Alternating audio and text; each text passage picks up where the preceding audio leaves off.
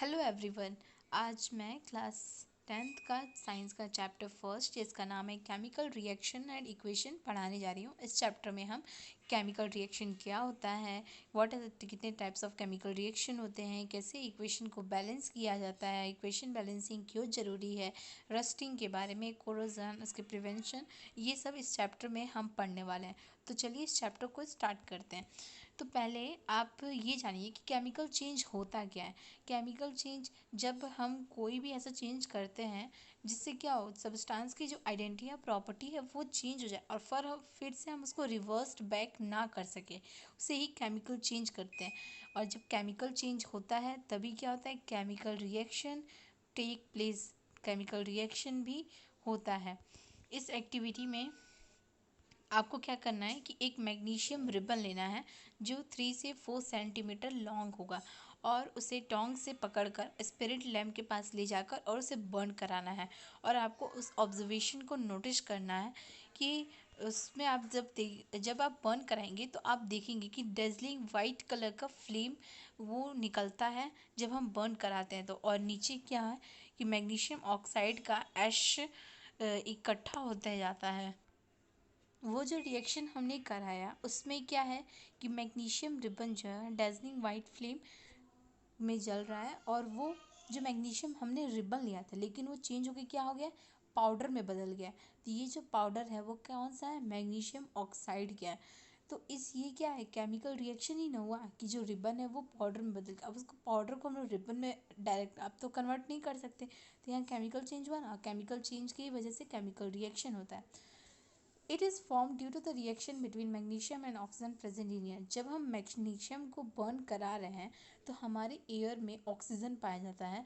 तो उस ऑक्सीजन से क्या हो रहा है, मैग्नीशियम रिएक्ट कर रहा है तो क्या बना रहा है, मैग्नीशियम ऑक्साइड बना रहा है। तो जो नीचे बाउल है उसमें क्या कलेक्ट हो रहा है, मैग्नीशियम ऑक्साइड के एशेस कलेक्ट हो रहे हैं। यहाँ पर एक्टिविटी 1.2 दिया है जिसमें आपको लीड नाइट्रेट लेना है एक टेस्ट ट्यूब में और उसमें पोटेशियम आयोडाइड डालना है और फिर आपको उसका उसके जो भी चेंजेस हो रहे हैं उसमें वो ऑब्जर्व करना है। फिर 1.3 एक्टिविटी है जिसमें आपको जिंक ग्रैन्यूल लेने हैं टेस्ट ट्यूब में और उसमें HCl या सल्फ्यूरिक एसिड, कोई भी एक एसिड आप डाल सकते हैं, लेकिन उस एसिड को बहुत ही केयरफुली हैंडल कीजिएगा। To absorb anything happening around the zinc granules. तो जिंक ग्रैन्यूल के आसपास क्या इफेक्ट पड़ रहे हैं वो नोटिस करना है। टच द कॉनिकल फ्लेश और test tube, is there any change in temperature. इन तीनों एक्टिविटी से हम क्या एब्जॉर्ब कर रहे हैं, क्या ऑब्जर्व कर रहे हैं कि यहाँ पे चेंज इन स्टेट में चेंज आ रहा है, किसी में कलर में चेंज आ रहा है, किसी की गैस में, किसी के टेम्परेचर में। तो यहाँ पर केमिकल रिएक्शन में स्टेट, कलर, गैस और टेम्परेचर, ये तीनों जब ये चारों में से कोई भी चेंज हो तो ये समझ लीजिएगा कि वहाँ केमिकल रिएक्शन हुआ है। कोई भी केमिकल रिएक्शन होता है तो उसमें change in state, change in colour, evolution of gas या चेंज इन टेम्परेचर, इनमें से कोई ना कोई ज़रूर होता है। या तो टेम्परेचर चेंज होगा या गैस इवॉल्व होगा या कलर में चेंज आएगा या स्टेट में चेंज होगा। अब केमिकल इक्वेशन के बारे में पढ़ते हैं।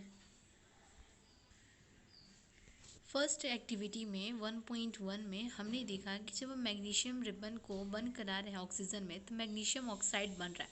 अगर आपको इसी रिएक्शन को शो करना हो तो आप इसका डिस्क्रिप्शन लिखेंगे तो क्या होगा, वो बहुत ही लॉन्ग हो जाएगा। तो शॉर्ट फॉर्म के लिए हम क्या होता है, वर्ड इक्वेशन यूज़ करते हैं। और ये जो वर्ड इक्वेशन जैसे दिया है, magnesium plus oxygen is equals to magnesium oxide, इसी को केमिकल इक्वेशन कहा जाता है। ये जब the substance that undergo chemical change the reaction magnesium and oxygen are the reactant। तो मैग्नीशियम एंड ऑक्सीजन को क्या कहेंगे, हम लोग रिएक्टेंट कहेंगे, क्योंकि ये दोनों ही क्या हो रहा है, रिएक्शन में जा रहे हैं और जो प्रोडक्ट बन रहा है, जो फाइनल रिजल्ट आ रहा है वो मैग्नीशियम ऑक्साइड है, तो उसको हम लोग क्या कहेंगे, प्रोडक्ट कहेंगे। A word equation shows a change of reactant to product through an arrow।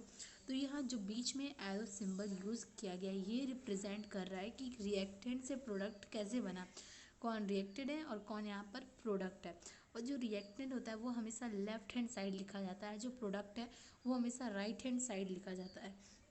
तो उल्टा मत लिख दीजिएगा कि जो प्रोडक्ट है उसको लेफ्ट हैंड साइड और जो रिएक्टेंट है उसको राइट हैंड साइड। तो रिएक्टेंट हमेशा लेफ्ट हैंड साइड रहता है और जो प्रोडक्ट है वो हमेशा राइट हैंड साइड रहता है। और अगर दो रिएक्टेंट है तो उनके बीच में प्लस का साइन यूज़ किया जाता है। the arrow head point towards the product and shows the direction of the reaction। तो जो एरो यूज़ किया गया है वो डायरेक्शन बता रहा है रिएक्शन। अब पढ़ते हैं कि कैसे केमिकल इक्वेशन को हमें रिप्रेजेंट करना चाहिए, लिखना चाहिए। केमिकल इक्वेशन में अगर हम फॉर्मूला यूज़ करें तो ईजिली हम क्या कर सकते हैं, केमिकल इक्वेशन केमिकल रिएक्शन को रिप्रेजेंट कर सकते हैं। अगर वर्ड लिखे तो वो भी लॉन्गर हो जाएगा। तो केमिकल फॉर्मूला का ज़्यादातर रिएक्शन में यूज़ किया जाता है लिखने के लिए। तो केमिकल इक्वेशन रिप्रेजेंट्स क्या, केमिकल रिएक्शन को ही रिप्रेजेंट्स करते हैं। अब जैसे यहाँ देख रहे होंगे, यहाँ मैग्नीशियम का एसिड एक है और प्रोडक्ट में मैग्नीशियम कितना है, वहाँ भी एक है। लेकिन रिएक्टेंट में जो ऑक्सीजन है वो दो है, इसके दो मॉलिक्यूल्स हैं, लेकिन प्रोडक्ट में एक है। तो यहाँ पे जो नंबर ऑफ एलिमेंट्स हैं, number of atoms of each elements है, वो क्या है, इक्वल नहीं है। तो ये इक्वेशन क्या है, balanced, not balanced. Such type of chemical equation which is not balanced is called as skeletal chemical equation। ऐसी chemical equation जिसमें atoms of each elements जो दोनों साइड बैलेंस नहीं होते उसे skeletal chemical equation कहा जाता है। स्केलेटल केमिकल इक्वेशन को कैसे बैलेंस किया जाता है वो इस टॉपिक में पढ़ेंगे, बैलेंस्ड केमिकल इक्वेशन। तो फर्स्ट पहले ये जान लें कि आखिर बैलेंसिंग जरूरी क्यों है। तो आप सब ने 9th क्लास में पढ़ा होगा कि law of conservation of mass क्या होता है, कि जो मास है वो रिएक्टेंट और प्रोडक्ट में मास जो है नाइदर क्रिएटेड, मास जो है कभी क्रिएट नहीं होता है केमिकल रिएक्शन में, और ना ही कभी नष्ट होता है, ना डिस्ट्रॉय होता है। तो इसका मतलब क्या है कि जो रिएक्टेंट में और प्रोडक्ट में जो मास होगा एलिमेंट्स का वो क्या होगा, इक्वल होगा, ना ही कहीं अधिक होगा ना ही कम होगा। तो इसी लॉ के लिए क्या किया जाता है, इक्वेशन को बैलेंस करना जरूरी होता है। स्टेप बाय स्टेप अब देखेंगे कि कैसे किसी भी इक्वेशन को बैलेंस किया जाता है। जैसे मान लीजिए आपके सामने एक इक्वेशन दिया गया है, जैसे जिंक और सल्फ्यूरिक एसिड को रिएक्ट करा रहे हैं, जिंक सल्फेट और हाइड्रोजन फॉर्म हो रहा है, इसका ये वर्ड इक्वेशन है। अब इसको केमिकल फॉर्मूला में लिखा गया है Zn plus H2SO4 is equals to ZnSO4 plus H2। तो सबसे फर्स्ट स्टेप इसका क्या है कि जितने नंबर ऑफ एटम्स हैं हर एक एलिमेंट्स को, उसको आप पहले साइड में कहीं लिख लीजिए कि किस एलिमेंट्स के कितने एटम्स हैं रिएक्टेंट में और कितने एटम्स हैं प्रोडक्ट में। जैसे इस बॉक्स में लिखा है कि Zn के 1 है रिएक्टेंट में और 1 जो है प्रोडक्ट में है। हाइड्रोजन के रिएक्टेंट में 2 हैं, प्रोडक्ट में भी 2 हैं। सल्फर के रिएक्टेंट में 1 है, प्रोडक्ट में भी 1 है। और ऑक्सीजन के 4 हैं दोनों साइड। तो इसका मतलब क्या है, ये दोनों साइड क्या है, सारे जो नंबर ऑफ एटम्स हैं वो इक्वल है। तो ये इक्वेशन क्या हुआ, बैलेंस्ड हुआ। तो इसलिए बैलेंस करने की जरूरत है नहीं, ये पहले से बैलेंस्ड है। अब दूसरा एक इक्वेशन दिया गया है यहाँ पर, जैसे यहाँ पे आयरन लिया गया है और वाटर लिया गया है, उसका रिएक्ट कराया गया है, तो Fe3O4 आयरन ऑक्साइड बना है और H2 बना है। इसका क्या कीजिए, सबसे पहले नंबर ऑफ एटम्स लिख लीजिए एक बॉक्स में, प्रोडक्ट में और रिएक्टेंट में कितने कितने एटम्स हैं हर एक एलिमेंट्स के। तो स्टेप 1 में क्या कीजिए कि आप सब जितने भी यहाँ पर रिएक्टेंट लिए गए हैं उन सबको आप एक बॉक्स के अंदर कर लीजिए।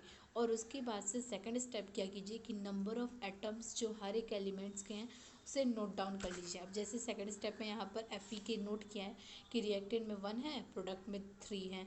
हाइड्रोजन के रिएक्टेंट में 2 हैं और प्रोडक्ट में भी 2 हैं। और ऑक्सीजन के रिएक्टेंट में 1 है और प्रोडक्ट में 4 है। तो यहाँ आप देख रहे हैं कि हाइड्रोजन पहले से क्या है, बैलेंस है, लेकिन आयरन एंड ऑक्सीजन क्या है, नहीं बैलेंस है। रिएक्टेंट में तो 1 1 है लेकिन प्रोडक्ट में क्या है, 3 और 4 है। तो सबसे पहला स्टेप आपका क्या होगा कि जो नहीं बैलेंस है उसको क्या करें, बैलेंस करें।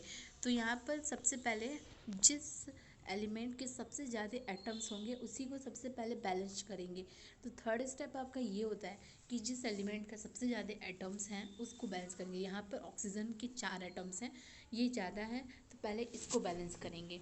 तो इसके लिए क्या करना है कि आपको एक बॉक्स बना लेना है, लेकिन ये याद रखिएगा जो आप नंबर यूज़ करेंगे वो आपको जोड़ नहीं देना है कहीं भी, आपको कोफिशिएंट के रूप में यूज़ करना है, ना कि उसको ऐड कर देना है उसके फॉर्मूला में। फॉर्मूला को नहीं चेंज करना है, उसके फॉर्मूला के आगे कोफिशिएंट के रूप में आपको उस नंबर को यूज़ करना होगा। जो इक्वेशन लिए थे उसमें ऑक्सीजन दो जगह था, एक जगह H2O में था और एक जगह Fe3O4 में। तो H2O में जो ऑक्सीजन है वो कितने हैं, 1 है, और रिएक्टेंट में जो प्रोडक्ट बना है उसमें ऑक्सीजन कितने हैं, 4 हैं। तो हमें कितने चाहिए, 4 इधर भी तो चाहिए, रिएक्टेंट में भी तो 4 होने चाहिए। तो 1 को किस नंबर से मल्टीप्लाई करेंगे तो इधर भी 4 हो जाएंगे, तो 4 से मल्टीप्लाई कर देंगे, 4 1 जा 4, तो इधर 4 से मल्टीप्लाई कर देंगे। तो इसका मतलब क्या कि हम लोग हाइड्रोजन H2O के आगे 4 लगा देंगे। अब आगे क्यों लगाएंगे, मैंने बताया ना कि फॉर्मूला को चेंज नहीं करना। आप H2O4 मत लिख देना, क्यों ये गलत हो जाएगा, क्योंकि फॉर्मूला जो है वो वही रहेगा एज इट इज़, लेकिन उसको हम कोफिशिएंट के रूप में यूज़ कर सकते हैं 4 को। तो यहाँ पर इक्वलाइज करने के बाद देखिए यहाँ पर H2O के आगे 4 लगा दिया है, क्योंकि यहाँ पर ऑक्सीजन कितने हैं, 1 है, और प्रोडक्ट में Fe3O4 में यहाँ 4 है, तो 4 इधर भी तो चाहिए, तो 4 इधर लग गया।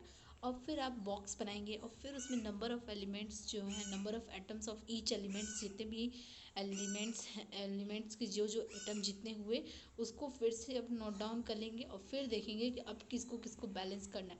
अब जैसे इस बॉक्स में लिख लिया कि जैसे यहाँ पे और Fe जो है एज इट इज़ तो उतना ही है, लेकिन यहाँ पे H2O में चेंजेस आए क्योंकि 4 लगा है H के आगे, तो H पे भी तो फ़र्क पड़ेगा। तो H की फॉर्मूला में H2 है, तो 2 को हम लोग 4 से मल्टीप्लाई करेंगे तो कितना होगा, 8 होगा। तो यहाँ पर जो number of atoms of hydrogen है वो टोटल कितने हुए, 8 हुए, और उधर प्रोडक्ट में H2 है केवल, तो वहाँ कितने हुए, 2 हुए। इसका मतलब क्या कि हमें प्रोडक्ट में भी 8 करने हैं हाइड्रोजन एटम्स के। तो यहाँ पर आप एक चीज़ ध्यान रखिएगा कि जब बॉक्स बनाया गया है H2O और उसके अंदर H2O और उसके आगे 4 लगाया गया, तो 4 दोनों के लिए है, ऑक्सीजन के लिए भी है और हाइड्रोजन के लिए भी है। और हाइड्रोजन में H2 मॉलिक्यूल्स, 2 मॉलिक्यूल्स लिए गए हैं, तो वो क्या होगा, 4 से मल्टीप्लाई हो जाएगा। और यहाँ पे ऑक्सीजन कितने हैं, ऑक्सीजन के 1 एटम है, तो इसलिए 1 को 4 से मल्टीप्लाई तो 4 होगा ही। तो ये याद रखिएगा पॉइंट। तो 8 यहाँ हुए, तो प्रोडक्ट में भी क्या करना है, 8 करना है। अब 2 में किस नंबर से हम लोग मल्टीप्लाई करें तो रिज़ल्ट जो है वो 8 है, ऑफ कोर्स 4 ही होगा, 4 2 ज़ा 8।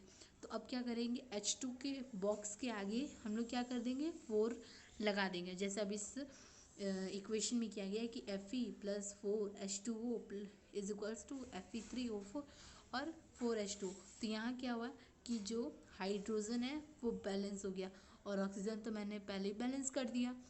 अब क्या बाकी है बैलेंस करना, Fe। अब Fe को बैलेंस करने के लिए पहले ये देखेंगे कि रिएक्टेंट के साइड में Fe कितना और प्रोडक्ट में कितना है। तो रिएक्टेंट में Fe तो 1 ही है, और प्रोडक्ट में क्या है, Fe3 लिया गया है, Fe क्या है, 3 है। अब क्या करें कि क्या हो, रिएक्टेंट में भी 3 आ जाए, तो 3 से मल्टीप्लाई कर देंगे, तो यहाँ Fe के आगे क्या लगा देंगे, 3 लगा देंगे। तो जब यहाँ 3 लगा देंगे तो क्या हो जाएगा, अब आप देखिए सारे एलिमेंट्स को सब क्या है, बैलेंस हो चुके हैं। तो इसका करेक्टनेस आप फिर बॉक्स बना के चेक कर सकते हैं कि किस में कितने एलिमेंट्स हैं, तो आपका रिजल्ट आएगा कि ये बैलेंस हो चुका है। तो जो बैलेंसिंग का जो मेथड है उसको हम लोग हिट एंड ट्रायल मेथड कहते हैं। जिस मेथड से हम लोग क्या करते हैं, इक्वेशन को बैलेंस करते हैं, उसे हिट एंड ट्रायल मेथड किया जाता है, क्योंकि इसमें हम लोग क्या कर रहे हैं, हम लोग ट्राई कर रहे हैं, ट्रायल कर रहे हैं बैलेंस करने के लिए इक्वेशन को, क्या करके, स्मॉलेस्ट होल नंबर। अब ये याद रखिएगा कि जब भी हम लोग बैलेंस करते हैं तो डायरेक्ट बड़ा डिजिट नहीं ले लेते हैं, हम लोग छोटे डिजिट से स्टार्ट करते हैं। कोई भी बैलेंसिंग करना है तो हम लोग पहले छोटे डिजिट को ही लेके सेटिस्फाई करते हैं कि वो बैलेंस हो रहा है कि नहीं। डायरेक्ट आप 6 और 7 लेके और कोफिशिएंट यूज़ कर लीजिएगा तो वो बैलेंस नहीं होगा। तो पहले आप 1 लगा के देखिए कि 1 से बैलेंस हो रहा है कि नहीं, फिर 2, फिर 3, फिर 4, ऐसे करके देखिए। डायरेक्ट बिग नंबर नहीं लेते हैं, बैलेंसिंग में हमेशा स्मॉलेस्ट होल नंबर ही लेना पड़ता है। ये स्टेप्स जो हैं वो बहुत इंपॉर्टेंट है बैलेंसिंग के लिए। कि फर्स्ट स्टेप क्या है, पहले एलिमेंट्स लिख लेने कि उसके कितने कितने एटम्स हैं। सबसे ज़्यादा जिसमें होगा एटम्स जिस एलिमेंट के उसको पहले बैलेंस करेंगे और उसके बाद जिसमें होगा उसको बैलेंस करेंगे, और कोफिशिएंट के ही रूप में यूज़ करना है, ना कि फॉर्मूला में कोई चेंज करना है। सेवेंथ स्टेप क्या होता है? ये जो स्टेप है वो आप आपके ऊपर डिपेंड करता है आप इसे करते हो कि नहीं।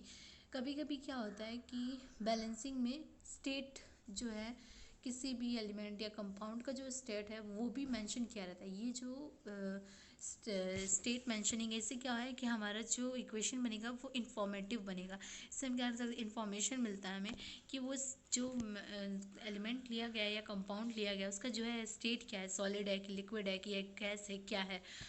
तो फिजिकल स्टेट को कैसे रिप्रेजेंट करते हैं, ब्रैकेट के अंदर। अगर वो सॉलिड है तो एस लिखते हैं, अगर वो गैस है तो जी लिखते हैं, और लिक्विड है तो एल लिखते हैं, और एक्वस है तो ए क्यू लिखते हैं। अब आप सोच रहे होंगे कि एक्वस क्या होता है। एक्वस का मतलब है कि अगर कोई भी सॉल्यूशन वाटर में है, पानी में है, अगर कोई भी सॉल्यूशन, कोई भी कंपाउंड या एलिमेंट कोई भी वाटर में अगर है तो उसे एक्वस कहते हैं, जिसका सिंबल है ए क्यू। ब्रैकेट के अंदर ए क्यू लिख के रिप्रेजेंट करता है। अब यहाँ पर जैसे है एफ ई जो है उसके आगे एस लगाया गया है, एस ब्रैकेट में लिखा गया। इसका मतलब क्या है कि जो आयरन है वो सॉलिड में है और जो वाटर है H2O जो है वो गैसियस फॉर्म में लिया गया है। जो प्रोडक्ट बन रहा है Fe3O4 वो सॉलिड बन रहा है और H2 यहाँ पे गैस रिलीज हो रहा है। तो ये जो सिंबल है वो रिप्रेजेंट कर रहा है कि स्टेट ऑफ मैटर क्या है। और यूजुअली जो फिजिकल स्टेट है इसको इक्वेशन में, केमिकल इक्वेशन में इंक्लूड नहीं किया जाता है। ये आपके ऊपर डिपेंडेंट है कि आप इसे मेंशन कर रहे हैं। लेकिन बैलेंसिंग में, बैलेंस में सारे जो atoms, number of atoms equal होना ज़रूरी है, और ये state of matter is not necessary.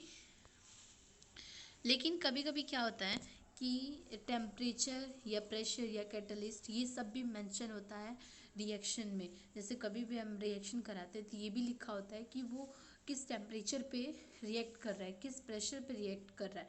जैसे यहाँ पर है CO जब रिएक्ट कर रहा है H2 के साथ, यहाँ पे 340 ATM एटमॉस्फेरिक प्रेशर पर रिएक्ट कर रहा है तो CH3OH बना रहा है।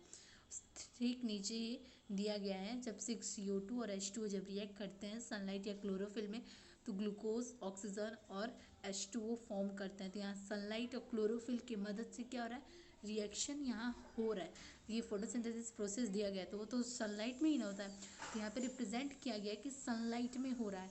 तो ये क्या हो रहा है, इससे हमें इंफॉर्मेशन मिल रहा है ना इक्वेशन से कि ये सनलाइट में हो रहा है। तो ऐसे बहुत सारे होते हैं जिसमें क्या होता है कि टेम्परेचर या प्रेशर या कैटलिस्ट मेंशन किए गए होते हैं। कैटलिस्ट का मतलब होता है कि जिससे हम क्या कर, रेट ऑफ रिएक्शन को हम लोग मेंटेन करते हैं कि रेट ऑफ रिएक्शन फास्ट या कम करना हो तो कैटलिस्ट का यहाँ पर हम लोग प्रयोग करते हैं। उसी को कैटलिस्ट कहते हैं। जब रेट ऑफ रिएक्शन कम या अधिक करना हो तो कैटलिस्ट का यूज़ करते हैं। अब यहाँ पे कुछ क्वेश्चंस दिए गए हैं। Why should a magnesium ribbon be clean before burning in air. मैंने फर्स्ट एक्टिविटी करा उसमें मैंने कहा कि मैग्नीशियम रिबन को क्या करना है, सैंड पेपर से रब करना है। अब आप सोच रहे होंगे कि सैंड पेपर से क्यों रब करें बर्निंग से पहले। वो इसलिए क्योंकि मैग्नीशियम को अगर हम कहीं रखते हैं तो एयर से वो रिएक्ट करके और मैग्नीशियम ऑक्साइड का लेयर बना लेता है अपने ऊपर। हम अगर मैग्नीशियम को ओपन में रख रहे हैं तो ऑक्सीजन एयर में तो पाया जाता है, तो उससे रिएक्ट करके मैग्नीशियम ऑक्साइड का एक लेयर बना लेता है। और इसी लेयर की वजह से क्या होगा, अगर हम बर्न कराएंगे उसे बर्नर से तो जो डेजलिंग वाइट लाइट फ्लेम है वो नहीं दिखेगा। और इसकी वजह से क्या होगा कि मैग्नीशियम रिबन रिएक्शन में बहुत दिक्कत आएगी। तो इसलिए क्या करें, हम उसे सैंड पेपर से पहले रब कर लें ताकि वो जो लेयर है वो क्या हो जाए, हट जाए। सेकेंड इक्वेशन क्या है कि बैलेंस्ड केमिकल इक्वेशन लिखना है। जब हाइड्रोजन क्लोरीन के साथ रिएक्ट कर रहा है तो HCl बना रहा है। बैरियम सल्फेट, बैरियम क्लोराइड जब रिएक्ट कर रहा है एल्युमिनियम सल्फेट से तो barium sulphate plus aluminium chloride बना रहा है। और सोडियम जब वाटर से रिएक्ट कर रहा है तो सोडियम हाइड्रोक्साइड प्लस हाइड्रोजन बना रहा है। I hope that you will do it this question. Third question क्या है कि right a balanced chemical equation with a state symbol for the following reaction. इसमें भी बैलेंस्ड केमिकल इक्वेशन लिखना है और मेंशन करना है कि स्टेट ऑफ रिएक्शन क्या है। अब जैसे बैरियम क्लोराइड को रिएक्ट कराएंगे सोडियम सल्फेट से वाटर में तो क्या बनेगा, बैरियम सल्फेट बनेगा और सोडियम क्लोराइड बनेगा। तो इसका आपको रिएक्शन लिखना है और सेकंड का भी रिएक्शन लिखना है और मेंशन करना है। अब इन वाटर लिखा है तो सॉल्यूशन इन वाटर का मतलब है कि वो एक्वस, मैंने बताया ना कि एक्वस का मतलब क्या है, जब इन वाटर के अंदर कोई भी सॉल्यूशन हो तो एक्वस एक ही यूज़ करेंगे जब इन वाटर वहाँ मेंशन करके रखा हुआ है। आई होप आपको ये वीडियो अच्छा लगा होगा। अब जो नेक्स्ट वीडियो है उसमें हम टाइप्स ऑफ केमिकल रिएक्शन के बारे में पढ़ेंगे। Thank you so much for watching my video.